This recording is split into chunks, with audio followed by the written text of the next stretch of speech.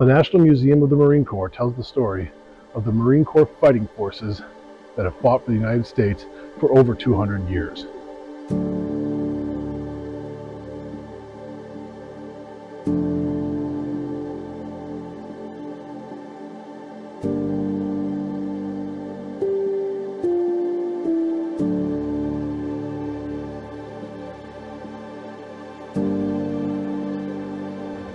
The United States Marines are one of the 5 branches of the U.S. military.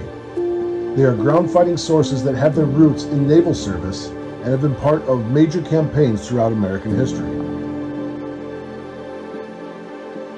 The National Museum of the Marine Corps tells the story of the United States Marine. It's built around the stories of the men and women that have served in this branch. Part of the Marine Corps training is physical fitness. They take it very seriously, as do all branches of the military, but being in top-notch shape is a trademark of the Marine.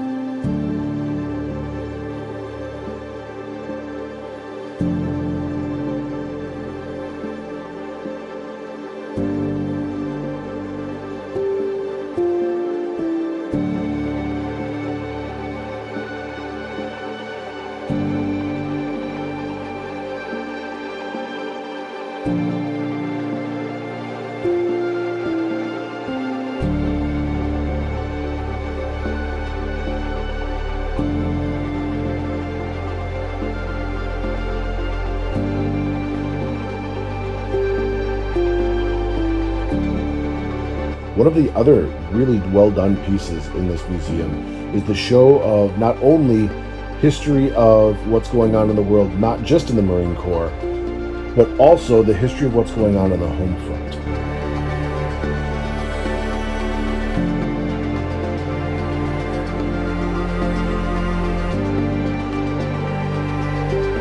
The flag behind me is the most iconic flag in the Marine Corps history and possibly in the United States of America. This is the famous flag that flew over Mount Suribachi in Iwo Jima. Now, you may not know, but this was the second flag. They wanted a bigger flag that could be seen from miles away out in the water. This flag was raised by 6 men that are now depicted and immortalized on the Marine Corps statue in Washington, D.C. Marines come in all shapes and sizes. Marines came in all backgrounds, including the very famous Navajo code talkers, American Indians. These were the famous people that used their language that had never been written down so they could send messages that were not able to be broken because nobody else knew their language. The Marines were involved in a number of different fights during World War II, particularly in the Pacific Ocean. Wake Island was one of the major ones at the very beginning, about 2 weeks after Pearl Harbor. The story of the flag that you see up here is the story of an island that was the Alamo of the Pacific, so to speak. The Japanese took the island in a desperate fight in which the Marines fought their tails off, but eventually had to give up the island. The flag was taken by the commander of the Japanese forces, given to his mother, and then returned to the people of the United States in 1956.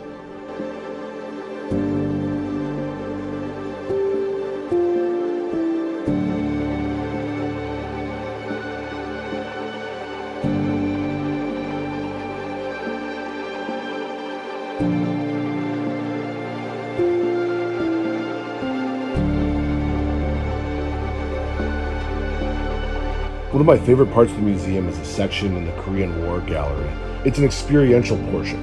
You walk into a room that's very clearly colder than the rest of the museum, cold enough that you'd want to wear a coat in most situations. And you're placed in a scene on a hill with lookouts. It makes you feel as if you're almost there. It's a very powerful area of the museum. One thing that I really enjoyed about this museum is that in each era that they depicted, they showed you the kind of weapons they were using at that time. It was interesting to see the advanced weapons they have in today's warfighting machine.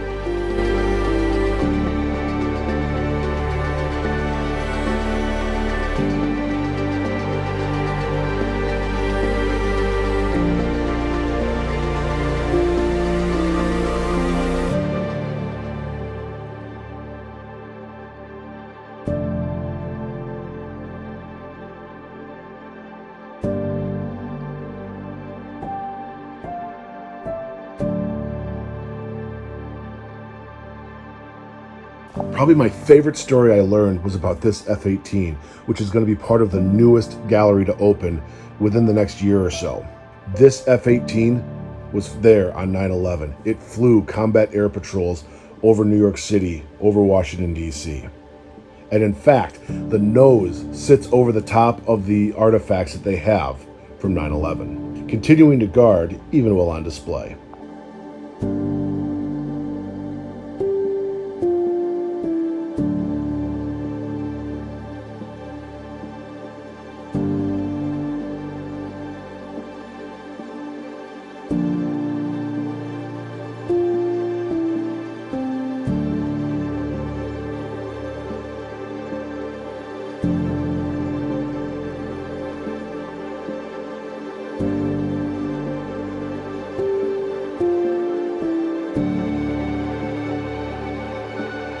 The National Museum of the Marine Corps tells the story of the United States Marines who have fought to defend this country for over 200 years.